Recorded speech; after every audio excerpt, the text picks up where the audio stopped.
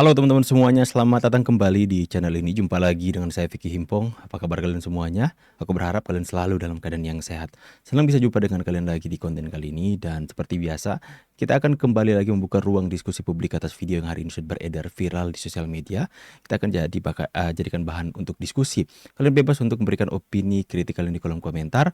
Jaga etika dalam kita bersosmed dan hindari yang namanya disinformasi, fitnah, dan ujaran kebencian. Tanpa perlu banyak basa-basi, kita akan segera membahas video yang pertama.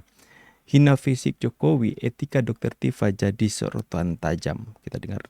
Mohon maaf, Dr. Tifa menggunakan kata-kata yang sangat keras, bahkan menyerang fisik Pak Jokowi bicara otak kecil, diketepeli dan segala macam. Jadi kembali lagi, kami kok meyakini bahwa ini bukan bagian dari penelitian, ini hanya sebuah pembenaran-pembenaran dan nanti biarlah di persidangan semua akan terungkap. Saya sepakat Bang, kita tidak boleh menyerang harkat martabat manusia, saya sepakat. Nah, betul. Jadi pertanyaannya kan ini digeser, sebenarnya penelitiannya tidak masalah, yang masalah itu etika penelitinya. Jadi kita jangan berkutat pada masalah penelitian, seakan-akan penelitian dimusuhi Pak Jokowi. Saya peneliti kok gak ada dia apa-apain, karena etika saya jaga. Jadi intinya seperti mereka itu. bukan Dan kalau Bang peneliti, Buna ya? kami yakin dia abang Intinya peneliti. bukan peneliti mereka, etikanya kan? menurut Etikanya, saya. tapi dia bukan peneliti artinya. Baik. Peneliti bisa. Bagaimana bilang peneliti? Katanya etikanya nggak ada. Etika penelitinya yang mungkin agak berbeda. Enggak, menurut Bonatua, Pak Bonatua ini, apakah mereka peneliti atau tidak? Mereka peneliti. Nah, kalau mereka peneliti tadi dibilang etikanya nggak ada. Etika orangnya yang sekarang bermasalah, bukan hasil penelitiannya. Nah, berarti hasil penelitiannya itu benar-benar hasil penelitian? Ya, dia pertanggungjawabkan dia pertanggungjawabkan. Ada kan suatu sidang ilmiah. Boleh Seperti itu. saya urung rembuk mengenai ini kan Tapi katanya dikatakan udah mau hijrah sekarang. Kita next aja. Apa ini? Ya begini, ini saya Tifa mundur dari polemik kan ijazah. perlu luruskan ya, tidak pernah ada satu kata pun keluar dari mulut saya untuk mundur dari polemik ijazah. Jadi mohon itu bukan kemudian jadi mundur, Lah, bukan ya, gimana? bukan ya. Statement saya di berbagai media itu jelas sekali bahwa saya hijrah ya dari isu ijazah, bukan saya mundur ya, beda itu, beda sekali. Itu pertama ya. Kemudian yang kedua adalah soal pra peradilan. Memang sama-sama ya. Sekarang ini saya menggunakan pra peradilan untuk menguji ketidakjelasan tentang ada apa namanya disparitas ya antara amar putusan dengan tiba-tiba saya diundang lagi untuk mengikuti sidang sebagai terdakwa lagi ya setelah saya tidak lagi menjadi terdakwa. Inilah yang kemudian menjadi batu uji kita untuk pra peradilan. Nah, meskipun namanya sama dengan apa yang ditempuh oleh Mas Roy Suryo ya, beliau melakukan pra peradilan dan berulang kali itu Persidangan harus mengikuti apa yang diinginkan oleh Tifa dan kuasa hukumnya ya. Seolah-olah mereka yang mau ngatur ya. Kita next. Karena begini, kami kan sebenarnya sudah mempersiapkan diri untuk supaya tampil di dalam sidang pokok perkara. Tetapi kan teman-teman seperti Bang Roy dan juga Ibu Tifa kan selalu berusaha untuk menghalangi jangan sampai masuk ke dalam pokok perkara dengan adanya pra peradilan, dengan adanya eksepsi dan lain-lain seperti itu. Jadi yang tadinya kami udah terlalu semangat ini mau masuk ke pokok perkara, malah jadinya terpaksa ya santai dulu kan jadinya. Baik. Nanti rencananya ada pengajuan pra peradilan kembali, artinya yang kelima ya. Yang keempat, yang keempat, baru yang Bang keempat Sangaji. dulu. Karena Dr. Tifa diam-diam sowan ke Jokowi. Pernyataan mengejutkan Dr. Tifa diberi mimpi bahwa Jokowi adalah utusan yang diberi kepercayaan rakyat untuk terus memimpin negeri ini dari kemiskinan. Mana ada? Ini hoax teman-teman ya, ini harus kita lawan. Gak mungkin, sama kayak kemarin kita lihat. Ini channel ini nama apa Paskalis Tuabolo. Ini sebuah hoax yang kemudian kita berikan sedikit edukasi teman-teman ya. Nah, ketika kalian melihat ada foto, ini terlihat seperti real kan? Tapi sejatinya ini dibuat pakai AI kalau nggak salah. Nggak mungkin tidak ada pemberitaan di media mainstream ya, di televisi-televisi ataupun para content creator yang membahas ini kalau memang ini terjadi. Jadi kalau hanya berdasarkan editan foto seperti ini, kemudian diberikan caption, nggak pakai tanda tanya lagi, seolah-olah ini adalah sebuah kebenaran. Dr. Tifa diam-diam sowan ke Jokowi. Pernyataan mengejutkan Dr. Tifa, katanya diberi mimpi bahwa Jokowi adalah utusan. Dan kemudian captionnya, bentar saya akan baca secara lengkap captionnya teman-teman ya. Ada pernyataan. Dr. Tifa diam-diam sowan ke Jokowi, mengejutkan Dr. Tifa sama seperti ya. Jadi saya katakan ini hoax dan sedikit edukasi buat teman-teman. Jika kalian melihat foto dengan caption seperti ini, jangan buru-buru percaya. Sebelum kalian menemukan 2 atau 3 sumber yang mengatakan hal ini, ya teman-teman ya. Jadi kalian jangan buru-buru percaya. Disinilah peran kita untuk melawan disinformasi, fitnah dan hoax. Berita seperti ini adalah sebuah hoax. Tidak mungkin ya hari ini Dr. Tifa sedang berkutat dalam persidangan peradilan, nanti akan masuk ke persidangan. Lantas kemudian ada momen Pak Jokowi minum kopi dengan Tifa, ini nggak mungkin ya teman-teman ya. Ini hoax, dan sebagian komentar masyarakat pun sudah mulai tahu ya bahwa ini hoax besar ya. Hoax itu katanya ya rekayasa, mau hoax atau tidak intinya penjara. Kontennya nggak bermutu ya. Jadi sudah banyak yang tahu bahwa ini hoax, baik itu dari pendukung Tifa maupun pendukung Pak Jokowi. Jadi kalau kalian yang masih lewati beranda kalian, ini hoax teman-teman ya. Next. Saya ingat betul ketika pertama kali saya menginjakan kaki di Jakarta pada tahun 90-an sebagai aktivis, ikut melakukan pergerakan dalam dunia tahun 98, ya dipukul pentolan kepala kita, ya sempat disekolahin sekalipun tidak lama. Saya pikir itu juga bagian daripada pengkaderan yang baik. Karena mungkin kalau saya tidak digituin opung, saya tidak bisa seperti sekarang ini. Jadi saya ucapkan terima kasih kepada semuanya.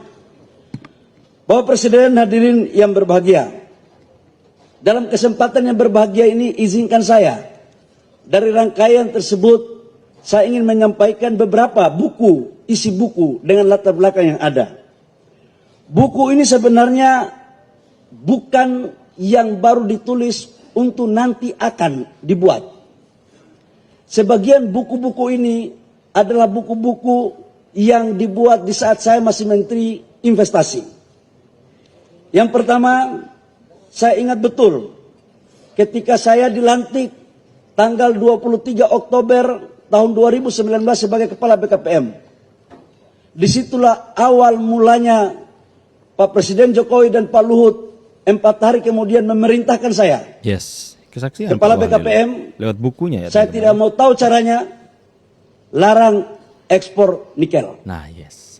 Tadi yang Pak Luhut. Menarik nih kalau kita baca bukunya Pak Bahlil teman-teman ya, pasti keren. PSI siap kunci Prabowo Gibran 2 periode. Karena Prabowo Gibran 2 periode. Dari mulai saya bergabung di PSI, pesan Pak Jokowi cukup jelas. Apa itu? Kawal pasangan Prabowo Gibran bahkan sampai 2 periode. Dan saya yakin kalaupun disebut sebagai ada hal yang lebih besar itu bagaimana kemudian ini sustainable, ya kan, berkelanjutan, kawal Prabowo Gibran 2 periode tadi. Nah tentu sekali ini mengawalnya nggak bisa lagi ngawal dari luar, harus menang dan masuk di Senayan dalam angka-angka yang membanggakan lah, jangan sekedar loros di angka 4%, kecil kali itu gitu loh. Seorang Pak Jokowi ikut bersama PSI hanya untuk 4%, Hanya 4% kecil. Kira itu. Kita dukung teman-teman ya, kita dukung penuh ya. Polemik pasangan Pilpres selesai. Gibran putuskan tidak ikutan kontestasi Pilpres 2009. Apa iya? Fokus sekarang hanya bantu, jangan dulu percaya sebelum ada pernyataan resmi. Sekali lagi teman-teman, sekalipun ini the caption ada Bang Budius teman-teman ya, pendukungnya Pak Jokowi. Kamis kemarin itu kita sudah tidak melihat lagi tuh di SIPP-nya PN Jakarta Timur. Sudah hilang bahwa sidang pokok perkaranya itu ya. Tapi kan tanggal 12 itu di Pengadilan Negeri Jakarta Selatan. Memang dalam KUHP yang baru kan didahulukan yang namanya sidang pra-peradilan baru masuk ke sidang pokok perkara setelah selesai. Tapi ini agak lucu, agak anomali. Karena pokok perkara sudah jalan, tiba-tiba pra-peradilan diterima, kemudian itu sudah ada register itu hilang. Ada apa nih? Maunya Anda bagaimana? Seharusnya sebelum masuk ke persidangan? Seharusnya itu tidak perlu itu lagi dan sedang masuk pra-peradilan. Mungkin ada keyakinan baru karena dakwaannya nggak beres, jadi ada keyakinan baru di situ. Ya bisa, kan ini sudah dimasukkan surat dakwaan baru itu dan sudah terregister pokok perkaranya itu tanggal 13 Agustus di PN Jakarta Timur jam 9. Ya, kita lihat Kamis itu Jumat udah hilang. Artinya udah tidak ada lagi di yang jadwal sidang itu di SIPP-nya, ya. Ada apa gitu ya? Karena ada pra-peradilan Tapi ini. kan Katanya kan ada pra-peradilan. Kan yang lucu buat kita sudah register tanggal 6 Agustus, ya. Tiba-tiba ditunda oleh PN Jakarta Timur. Ada apa? Apakah ada invisible hand yang di sana? Ya kan quote unquote kita bicara karena itu kan suatu anomali gitu. Sebut dong inisial deh kalau nggak berani nyebut nama. Inisial. Namanya Ari Fadil. Ya, invisible hand itu apa? Kan pertanyaan saya kan begitu loh gitu. Karena masyarakat juga bingung melihat situasi seperti ini. Mohon maaf ya, masyarakat juga ini menanti bahwa sidang pokok perkara ini bisa berjalan sesuai dengan. Jangankan menanti bang, masyarakat bosan udah panjang ditarik seperti ini, bukan menanti bang, bosan waktunya gitu loh. Nah, kan kalau kita melihat apa yang dikatakan oleh salah satu tersangka itu ya, yang sedang pra peradilan itu, wah ini akan permainan akan panjang 2029 ya. Nah ini kan membuat suatu Permainan akan panjang karena sampai 4 kali pra peradilan. Nah, ini bisa sampai ya. Kalau kita lihat itu bisa 14 kali loh. 14 kali pra peradilan. Oke. Kalau lihat dari itu. Ya kan? Gimana Bang Asis? Di komentarin dong. Emang ada Sampai ada invisible hands lah apalah gitu. Tadi siapa teman saya? Itu dia. Pra peradilan ini kira-kira kok bisa katanya sampai dikabulkan sidang pra peradilan dulu kemudian baru sidang pokok perkara? Karena gini, ada dua hal. Yang pertama dari sisi hukum ya, saya percaya nggak Pak Jokowi itu pesugihan sama kodok? Saya belum pernah lihat secara langsung. Oke. Jadi percaya atau tidak? Saya tidak percaya. Saya tidak percaya. Nah, gini Kang, ini yang menyangkut kejadian bulan Agustus. Udah kayak Naruto Shippuden saja teman-teman ya. Naruto Shippuden itu bisa dikatakan pesugihan sama kodok. Sampai dia mempunyai ilmu apa namanya teman-teman yang bisa berubah jadi kodok. Matanya jadi kayak mata kodok dan kiri kanannya itu ada kodok. Itu kayak Naruto Shippuden saja, ya.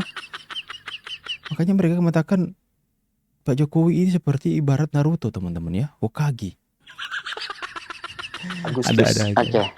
Teori-teori konspirasi itu pada umumnya dipercaya atau tidak dipercaya itu bukan berdasarkan data. Bukan berdasarkan fakta, percayaan. Tetapi berdasarkan orang yang membenci opini, pasti percaya. sukacita kita pada seseorang. Jadi kalau misalkan ada orang yang mengatakan, saya mah yakin Jokowi itu adalah orang yang pesugihan karena dia musyrik, karena dia dan sebagainya, biasanya yang percaya itu adalah orang yang membencinya. Sebaliknya, orang yang gak mungkin Pak Jokowi itu orangnya baik, sholatnya rajin, tidak pernah putus, zikir, dekat dengan ulama, jadi gak mungkin melakukan kemusyrikan. Itu juga mungkin, tapi itu berasal dari orang-orang yang mendukungnya. Nah, teori konspirasi... Nah, sama kayak teori konspirasi ini apa yang disampaikan oleh Guru Gembul, teman-teman ya. Orang itu mau kebenarannya itu terpampang di depan biji mata mereka. Namanya mereka membenci Pak Jokowi, mereka akan tetap percaya bahwa ijazah itu palsu. Ya, kalau misalnya ada orang yang mengatakan misalnya Roy Suryo itu pesugihan sama kodok, saya nggak bakalan percaya teman-teman ya. Saya nggak bakalan percaya hal-hal seperti itu. Ya, lantas kemudian ada orang yang mengatakan hal-hal yang hoax, sekalipun hoax itu ditujukan kepada orang yang tidak saya senangi, bukan saya benci teman-teman ya. Saya tidak senangi kelakuannya, saya tidak akan mudah percaya. Karena kita harus bersifat objektif teman-teman ya. Jadi ada di pembenci-pembenci Pak Jokowi, saking bencinya, sekalipun mereka melihat kebenaran yang begitu banyak, mereka tetap memilih mengatakan ijazah Jokowi palsu. Karena apa? Untuk menyalurkan kebencian mereka dari tuduhan-tuduhan itu. Dengan harapan Pak Jokowi akan tersakiti. Sorry lah ya, Pak Jokowi anggap itu gak penting ya. Kita next. Cuman Pak Jokowi yang pernah jadi pemimpin terpopuler dunia. Kalahkan Putin dan Donald Trump. Ya, ini berita. Standing next to me is one of the most important leaders and role models in the world today. I'm so honored to be with him today. So, Jokowi, welcome. Menurut survei giziromedia.com tahun 2019, Pak Jokowi berada di posisi puncak dengan tingkat kepuasan publik. Nah, ini kayak gini nah. Orang yang membenci Pak Jokowi pasti nggak akan bisa menerima hal ini. Ya teman-teman ya. Orang yang netral, wah cukup bangga. Orang pendukung Pak Jokowi sangat bangga teman-teman ya. Nah ini. Apa ini Pung? Kami nggak setuju. Kami protes. Apa-apaan bagi Pinang dibela dua. Dibandingkan Mas Gibran dengan Denny Indrayana. Gak ridho.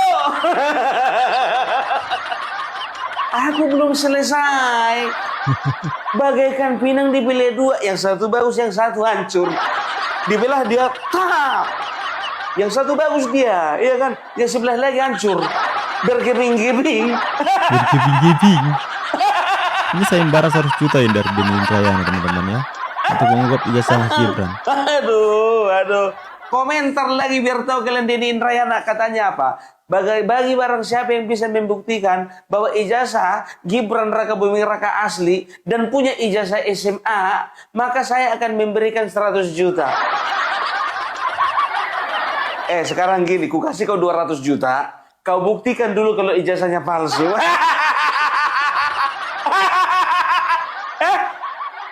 Gitu aja. Gimana kira-kira? Kau mau ngasih 100 juta bagi orang yang yang bisa membuktikan ijazahnya asli, kan begitu.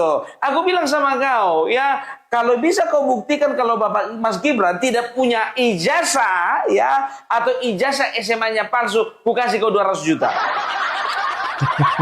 Ku balikkan samamu. Enak aja lu. Jadi ku bilang sama kalian, ya, kalau Denny Indrayana dengan Mas Gibran ini kayaknya nggak selepel gitu, nggak apple to apple untuk dibandingkan. Ini ibaratkan ya membandingkan pemain bola dengan komentator. Komentator Denny Indrayana boros kata-kata, minim kerja. Yang satu lagi Mas Gibran, ya, boros kerja, minim kata-kata.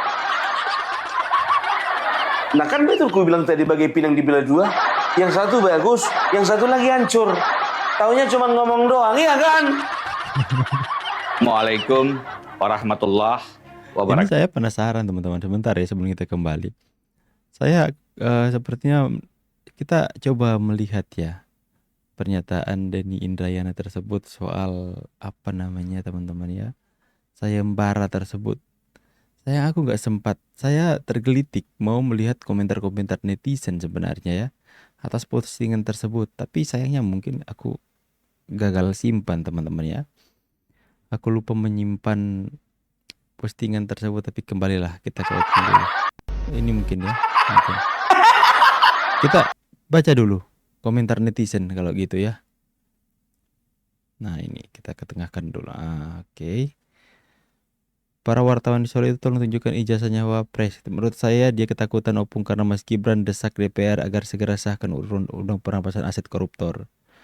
Kalau berani lawan Gibran, coba Denny Indrayana 2009 nyapres katanya. Ayo tangkap pelaku itu penjara seumur hidup, lalu semua harta kekayaan ini dirampas oleh rakyat. Denny kecuali Mas Gibran makan gaji buta, makan uang negara boleh diturunkan, sedangkan Mas Gibran sebagai Wapres sudah bagus untuk negara. Betul juga tuh opung kita yang beriman Indra. 29 adu 2029 katanya adu. Lanjutkan opung biar Denny Indrayana tahu bila perlu dia tunjukkan foto pembangunan Hambalang yang mangkrak itu katanya. Argumentasi ya begitulah. Argumentasi yang nggak bisa kau lawan kan? Kalau orang yang menentang kau biasanya kau bilang baser, termul, tapi argumentasinya nggak terpatahkan kan? Denny Indrayana, jangan kau lawan Mas Gibran, kau lawan Opung Parbelak. Ditantang Opung Parbelak. Banyak gaya kau. Supaya tidak memperpanjang polemik dan perdebatan, saya ingin membuat perjanjian serius dengan Mas Wapres. Jika Mas Wapres Gibran bisa menunjukkan ijazah SMA atau sederajatnya yang asli, maka saya berhenti mendorong pengunduran diri Mas Gibran. Sebaliknya, jika Mas Gibran tidak bisa menunjukkan ijazah SMA atau sederajat yang asli, maka saya minta Mas Gibran berhenti, mengundurkan diri sebagai Wakil Presiden Republik Indonesia. Sebentar dulu.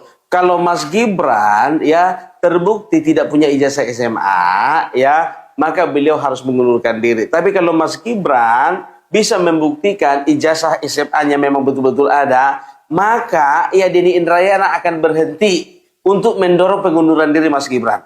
Kok murah amat sih? Cuman segitu doang. Nggak berimbang gitu taruhannya. Nggak berimbang taruhannya kawan. Nggak berimbang. Kalau yang satu terbukti ijazahnya palsu kau suruh mundur, ya.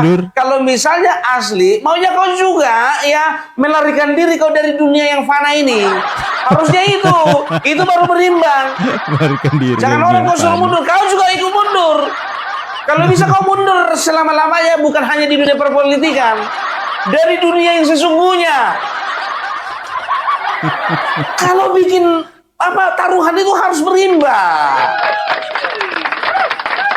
Ya kalau taruhannya itu gini contohnya, yang satu megang Brazil, yang satu megang Argentina. Kalau menang Argentina, ya, aku kasih kau 100 juta. Tapi kalau yang menang Brazil, kau kasih aku nanti mobil harganya 100 juta ya. Berimbang. Ada rupanya mobil 100 juta, mobil second. 100 juta itu. Mobil second. Ya, kalau nggak percaya. Ini mobil second. Oke teman-teman, udahlah. Aku mau sakit perut kalau bahas tentang Opung punya pembahasan teman-teman ya. Bagaimana soal kalian semua ya? Sayembara 100 juta dari Denny Indrayana. Ini yang kemudian ini diprediksikan adanya cikal bakal ya. Orang-orang yang mau mencari-cari untuk menuduh memfitnah Pak Mas Gibran dari ijazahnya. Karena ada orang yang menjanjikan uang 100 juta ya. Nantilah adalah nanti peneliti ya, jadi berseri teman-teman ya. Usai Pak Jokowi nanti masuk ke Mas Gibran. Kenapa? Ada orang yang menjanjikan 100 juta teman-teman ya. Aduh, gimana nih orang ini ya teman-teman ya. Biarkanlah anjing menggonggong kapila berlalu. Itu peribahasa teman-teman ya. Silahkan kalian ambil kesimpulan, kalian tulis di kolom komentar pendapat kalian soal sayembara Denny Indrayana 100 juta ya. Apa pendapat kalian? Tulis kolom komentar. Saya pamit see you on next video and God bless. Bye guys.